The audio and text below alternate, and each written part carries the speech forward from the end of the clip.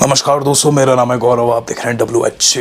तो गाइस, आज की वीडियो काफ़ी धांसू होने वाली है, जिसके अंदर हम बात करने वाले हैं द OTC यानी कि original tribal chief Roman Reigns की। हम बात करेंगे लुनाटिक फ्रिंज जॉन मॉक्सली की भी। तो वीडियो को दोस्तों शुरू में इन दोनों के नाम लाइक जरूर कर दीजिएगा अगर आप इन दोनों के फैन हैं तो। वीडियो की शुरुआत करेंगे दोस्तों हम सबसे पहले मंडे नाइट रॉ की न्यूज़ के साथ।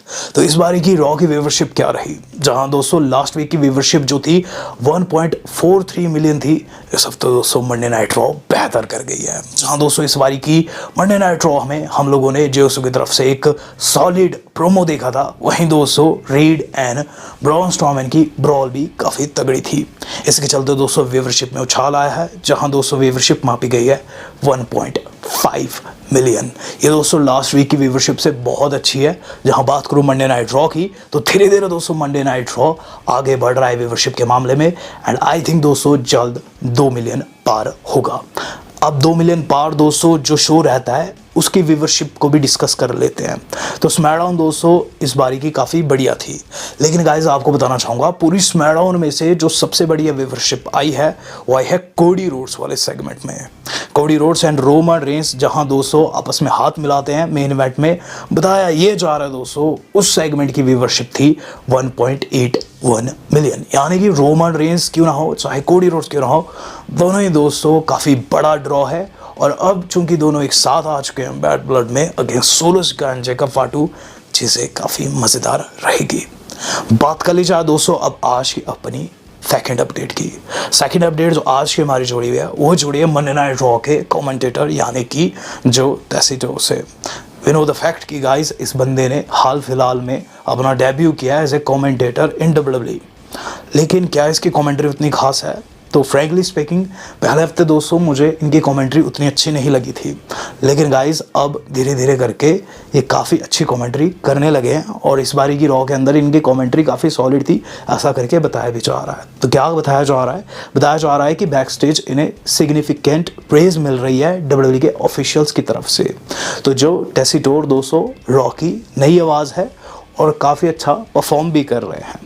बात कर ली जाए दोस्तों आज की अपनी वेरी नेक्स्ट अपडेट की, जो कि आज की हमारी थर्ड न्यूज़ भी है। थर्ड न्यूज़ जो आज की हमारी जुड़ी है वो जुड़ी दोस्तों हमारे सैटरडे नाइट मेन इवेंट से। तो मैंने आपको कल वाली वीडियो में बताया था कि सैटरडे नाइट मेन इवेंट जो है वो आने वाला है, लेकिन उसके अंदर मुझसे एक गलती हो गई, एक त्रुटि हो गई। जहाँ मैंने आपको बताया था कि ये हमें हर हफ्ते देखने को मिलेगा, बल्कि ऐसा नहीं है, ये दोस्तों आप लोगों को क्वार्टरली देखने को मिलेगा। यानी कि अब दिसंबर में होगा, उसके बाद दोस्तों मार्च में जाकर ये हम लोगों को अब देखने को मिलेगा। दिसंबर में इसकी तारीख रहेगी 14 दिसंबर की। और गाइस इसका प्रसारण भारत में नहीं किया जाने वाला है। हालांकि दोस्तों हम इसकी हाइलाइट्स को अपने चैनल पर डिस्कस ज़रूर करने वाले हैं, तो डू सब्सक्राइब। यहाँ दोस्तों हुआ क्या है, बीते 24 घंटे में दोस्तों एक ऐसा सुपरस्टार रूमर्ड हो गया इस सैटरडे नाइट मेन इवेंट के लिए जो कि हम सोच नहीं सकते हैं। जैक राइडर दोस्तों रूमर्ड हो चुके हैं। रीज़न है उनकी वाइफ। तो चेल्सी ग्रीन जो कि जैक राइडर की एक्चुअल में वाइफ है, वो क्या ट्वीट करती है, Long Island, hey I know a guy from Long Island. तो लॉन्ग आइलैंड से दोस्तों इस सैटरडे नाइट मेन इवेंट जो है वो लाइव रहेगा इस बारी का 14 दिसंबर को। लॉन्ग आइलैंड से दोस्तों एक सुपरस्टार आता है जो कि काफ़ी मशहूर रहा था पास्ट में, जो कि हमारे जैक राइडर है, चेल्सी ग्रीन के पति। तो यहाँ चेल्सी ग्रीन कह रही है कि वहाँ उनका पति आ सकता है और वो कोशिश करेगी। तो कुल मिलाकर दोस्तों यहाँ देखना ये होगा कि क्या वहाँ जैक राइडर अपना WWE रिटर्न करते हैं या फिर नहीं। अगर मैं अपना ओपिनियन दूँ, मुझे नहीं लगता दोस्तों जैक राइडर यहाँ आने वाले हैं, क्योंकि जैक राइडर अगर लौटते हैं तो वो रॉयल रंबल ही प्रीमियम लाइव इवेंट रहेगा। तो बीते 24 घंटे में बहुत कुछ खास हुआ है रिया के केस में। सबसे पहली चीज़, रिया रिप्ली के एक्चुअल पति ने, या फिर कह लीजिए दोस्तों उनके माशूक यानी कि दोस्तों हमारे अपने बडी मर्फी ने रिएक्ट कर दिया है डोमिनिक के ऊपर। तो डोमिनिक से उन्हें वैसे भी जेलस है, क्योंकि ऑफ स्क्रीन तो रिया उनकी है, लेकिन ऑन स्क्रीन दोस्तों पास्ट में डॉम की होती थी। तो क्या चीज़ कही बडी मर्फी ने, एक फ़ैन ने जब पूछा कि डॉम क्या आपको हरा सकता है या फिर आप डॉम को हरा सकते हैं, तो लाइव में दोस्तों इंस्टाग्राम लाइव में बडी मर्फी कहते हैं कि डॉम मुझे एक ही तरीके से हरा सकता था अगर मैं चिकन टेंडर होता और वो भूखा होता। देखेंगे डॉम इस पर कैसा रिएक्ट करते हैं very next Monday night raw में। हम बात कर लेते हैं दोस्तों आज की अपनी अहम खबरों की। तो अहम खबरों में सबसे पहली खबर है निक एल्डिस वर्सेस एडम पेयर्स से। तो एक ऐसा ड्रीम मैच जो कि गाइस कभी नहीं हुआ, लेकिन फैंस चाहते हैं कि ये हो। पास में इन दोनों के बीच में काफ़ी हम लोगों को कहासुनी भी देखने को मिली।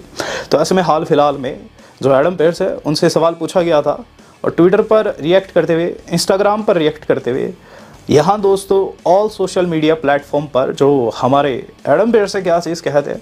हालांकि निक एल्डिस और उनके बीच में फाइट तर्क संगत नहीं है क्योंकि दोनों ही मैनेजर है अपने अपने ब्रांड में, लेकिन अगर WWE फैंस चाहते हैं तो, अगर NWA फैंस चाहते हैं तो ये जो मॉडर्न डे सुपरस्टार्स है यानी कि निक एल्डिस और एडम पेयर्स जो कि अभी इस वक्त मैनेजर बन रखे, वो दोस्तों लड़ना चाहते हैं। तो निक एल्डिस को दोस्तों सीधे सीधे कॉल्ड आउट कर दिया है। बात कर लेते हैं दोस्तों वेरी नेक्स्ट अपडेट की। तो इससे अगली न्यूज़ जो आज की हमारी जुड़ी हुई है वो जुड़ी हुई है दोस्तों हमारे अपने ट्राइबल चीफ रोमन रेंस से। तो ये दोस्तों काफ़ी तगड़ी अपडेट है रोमन रेंस से जुड़ी हुई। आपको बताना चाहूँगा रोमन रेंस दोस्तों फुल टाइमर बन चुके हैं। तो हाँ दोस्तों ट्राइबल चीफ रोमन रेंस का नया स्केड्यूल मेरे सामने निकलकर सामने आ चुका है और मैं आपको ये बताना पसंद करूँगा। तो रोमन रेंस दोस्तों स्केड्यूल है अगले 3 प्रीमियम लाइव इवेंट्स के लिए। ये 3 अगले प्रीमियम लाइव इवेंट कौन से? सबसे पहला बैड ब्लड, मुझे बताने की जरूरत नहीं है बैड ब्लड कब है और वहाँ उनका ओपोनेंट कौन रहने वाला। कोडी के साथ मिलकर सोलो एंड जेकब की जोड़ी को फेस करने वाले आप जानते हैं। लेकिन उसके बाद दोस्तों जो अगला प्रीमियम लाइव इवेंट रहेगा क्राउन ज्वेल जो कि सऊदी से लाइव है शायद से, वहाँ भी दोस्तों हम लोगों को रोमन रेंस अवेलेबल देखने को मिलेंगे।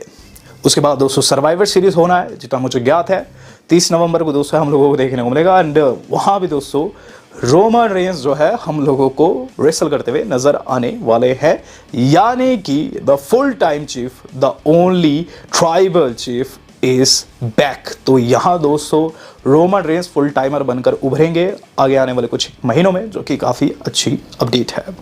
बात कर लेते हैं दोस्तों आज की अपनी सेकंड लास्ट न्यूज़ की। सेकंड लास्ट न्यूज़ जो आज की हमारी जुड़ी हुई है दोस्तों वो जुड़ी हुई है लुनाटिक फ्रिंज जॉन मॉक्सली से।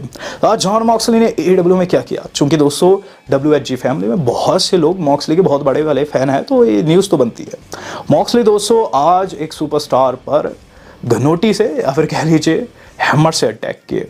हुआ क्या कि मॉक्सली एंट्रेंस ले रहे थे along with Marina Shafir and Claudio यानी कि सिजारो, लेकिन एंट्रेंस के दौरान वहां मॉक्सली पर अटैक हो जाता है जो कि प्राइवेट पार्टी करती है। प्राइवेट पार्टी को डिस्ट्रॉय करते हुए दोस्तों मॉक्सली इस हद तक गुजर गए कि प्राइवेट पार्टी मेंबर के हाथ के ऊपर वो हैमर दे मारते हैं, ये चीज़ कहते हुए कि 5 साल से तुम रेसल करे AEW में शुरुआत से हो लेकिन तुमने कुछ भी नहीं पाया, आज भी तुम उसी प्लेस पर हो, तो एक तरीके का फेवर है, एक तरीके का गिफ्ट है मेरी तरफ से और इसे रख लो। जिसके बाद उन्होंने हैमर उनके हाथ पर दे मारा।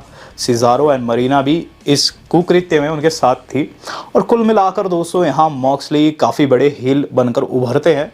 इवन दोस्तों इसके बाद हम लोगों को वहाँ आते हुए नजर आते हैं डार्बी एलन भी, जो कि सिजारो के ऊपर स्केटबोर्ड से हमला करते हैं, लेकिन मॉक्सली से भिड़ पाने से पहले मॉक्सली जो है रिंग को लीव कर देते हैं। यहाँ दोस्तों डार्बी एलन कहते हैं कि नेक्स्ट वीक वो उन्हें टेक आउट करने वाले हैं, हराने वाले हैं उस मैच में जहाँ उनकी कंटेंडरशिप दाव पर है। उसका रेसल ड्रीम में वो चैंपियन बनेंगे, लेकिन मुझे लगता है दोस्तों मॉक्सली यहाँ पास के पलटने वाले हैं और वो दोस्तों हरा देंगे वहाँ हमारे डार्बी एलन को और मॉक्सली दोस्तों आगे जाकर दोस्तों डेनियलसन के ओपोनेंट बनेंगे और हो सकता है वहाँ चैंपियन भी हो जाए। तो मॉक्सली ने दोस्तों काफ़ी तबाही मचा रखी है।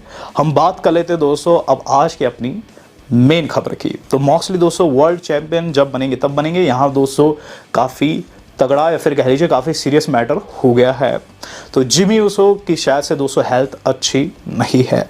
जिमी ऊसो काफ़ी टाइम पहले दोस्तों सोलो सिकागो के दौरान टेक आउट किए गए थे। हालांकि उसके बाद अपडेट ये आई थी ये स्टोरी लाइन का पार्ट है और ऐसा नहीं है कि जिमी को कोई चोट वोट लगी है, लेकिन अब दोस्तों चीज़ें थोड़ी सी सीरियस हो चुकी है। अब से कुछ घंटे पहले या फिर कह लीजिए देर रात जो रिकी जी है उनकी तरफ से दोस्तों एक काफ़ी क्रिप्टिक वीडियो अपलोड की जाती है। इस वीडियो में दोस्तों जिमी ऊसो दिखाई देते हैं और पीछे बैकग्राउंड में आवाज़ें सुनाई देती हैं। आवाज़ों में जो मेन आवाज़ रहती है वो शायद से जिमी की ही थी, जो कि ये चीज़ कहते हैं कि भगवान मुझे शक्ति देना, इस मुश्किल हालात में, इस मुश्किल समय में मुझे पावर देना।